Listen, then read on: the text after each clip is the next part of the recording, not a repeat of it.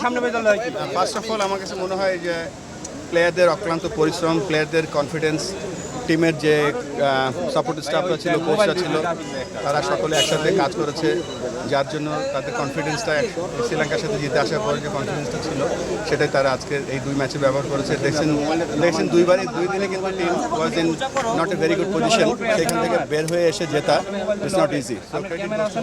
যখন আমি দায়িত্ব নিয়েছিলাম তখন ছিল সেখান থেকে দারুণ কামব্যাক এবং শ্রীলঙ্কার বিপক্ষে এটা ধরেন আমি তো কয়েকদিন ধরে এসে আমার এখানে কোনো কৃতিত্ব নেই, প্লেয়ারদের সমস্ত কৃতিত্ব, যারা অনেকদিন ধরে ক্রিকেট বোর্ডে কাজ করছে সবার একটা জেল হিসেবে এখানে কাজ করেছে। এটা দীর্ঘকাল কাজ করার ফলে যে সাফল্যটা এসছে এটা ক্রেডিট সমস্ত তাদের। এটা আই ডোন্ট থিঙ্ক আমি কিছু এখানে নতুন কিছু আনতে পেরেছি।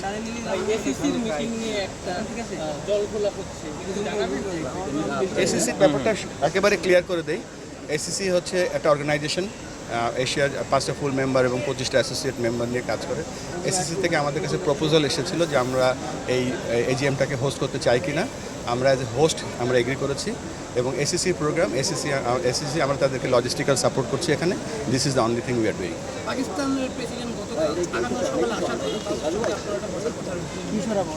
পাকিস্তানের প্রেসিডেন্ট আসছে, উনি এখন এসিসির প্রেসিডেন্ট, সো উনি এখানে আসছে এসিসির, যেহেতু উনি তার প্রোগ্রাম, এবং সেই ফাঁকে ফাঁকে যদি আমাদের কিছু বাইল্যাটারাল বাড়ানো যায়, আরও যদি আমাদের আলোচনা বাড়ানো যায় ক্রিকেট নিয়ে, সেই চেষ্টাটা করবো।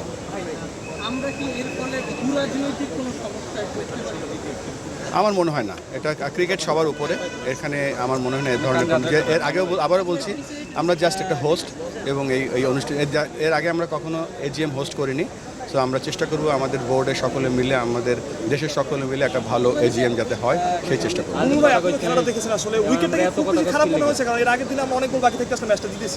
না, উইকেটটা তো দুই দলের জন্যই সমান আসলে এখানে ধরেন। আর আমি কৃতিত্ব দেবো আমাদের টিমকে। দেখেন শ্রীলঙ্কা এক ধরনের উইকেটে খেলে সে পরের সপ্তাহে কিন্তু এখানে 2টো ম্যাচ জেতা এত সহজ ব্যাপার না।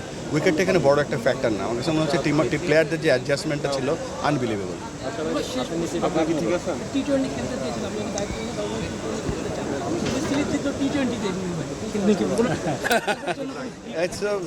হ্যাঁ, T20 জিতেছি, T20 এখন T20 যুগ, সো লেটস সেলিব্রেট।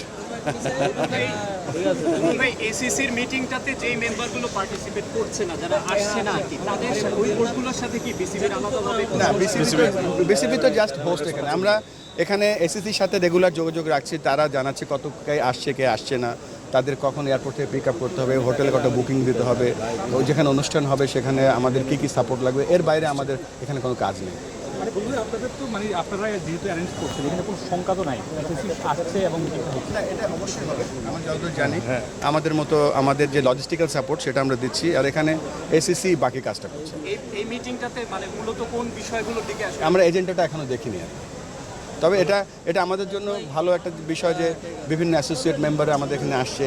তারা আমাদেরকে, আমরা যেমন আমাদের আগে যারা ফুল মেম্বার ছিল বড় ভাই হিসেবে তাদেরকে দেখতাম, তারা আমাদের দিকে তাকিয়ে আছে। আমরা চেষ্টা করব আমাদের ক্রিকেটের যে কালচারটা আছে, আমাদের কত বড় কালচার, এবং লাকিলি ওদের সামনে আমরা 2টো ম্যাচ সিরিজ জিতে গিয়েছি। তারাও দেখবে বাংলাদেশ কত স্ট্রং একটা ক্রিকেট জাতি।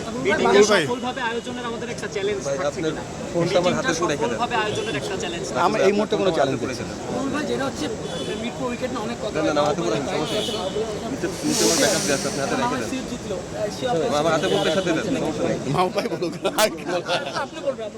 মাহবুব ভাই অনেকগুলো ডিপার্টমেন্ট দেখছেন, এবং সাথে সাথে গ্রাউন্ডস কমিটি। গ্রাউন্ডস আপনি জানেন শুধু মিরপুর গ্রাউন্ড না, আমাদের সারা দেশে 7টা খালি টেস্ট ভেন্যু আছে, এবং আমাদের অনেক প্রজেক্ট আসছে যেগুলোকে আমরা আরও সুদৃঢ় কীভাবে করতে পারি, ফ্যাসিলিটি কীভাবে বাড়াতে পারি, সে অনেকগুলো কাজ আমাদের গ্রাউন্ড ডিপার্টমেন্ট করছে। মাহবুব ভাই সেটা চাই।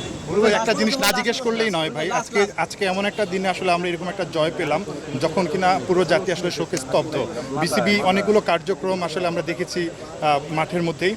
এর বাইরে আসলে বিসিবির আর কোনো ধরনের ইচ্ছা আছে কিনা? থাকে না অনেকভাবে আর্থিকভাবে সহযোগিতা বা অন্য কিছু, বিসিবির আর কোনো ধরনের? আপনারা তো জানেন যে আমাদের কী কী কার্যক্রম ছিল। আজকে আমরা দোয়া মাহফিল করেছি, আমরা কোরআনে হক খতম দিয়েছি, আমরা আমাদের প্রোটোকলে যা আছে সবগুলো করেছি। তবে এন্ড অফ দ্য ডে আমাদের মন কাঁদছে বাচ্চাদের জন্য। দেখেন আমি নিজেও একজন প্যারেন্ট, আমি বলতে পারবো না এখানে ক্যামেরার সামনে আমাদের ভিতরে কী চলছে।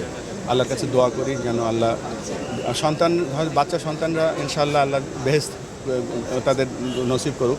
তবে পেরেন্টসদের জন্য আল্লাহ যেন সেই শক্তিটা দেয়, তারা যেন এই শোকটা বহন করে নিয়ে যেতে পারে আল্লাহর রহমতে।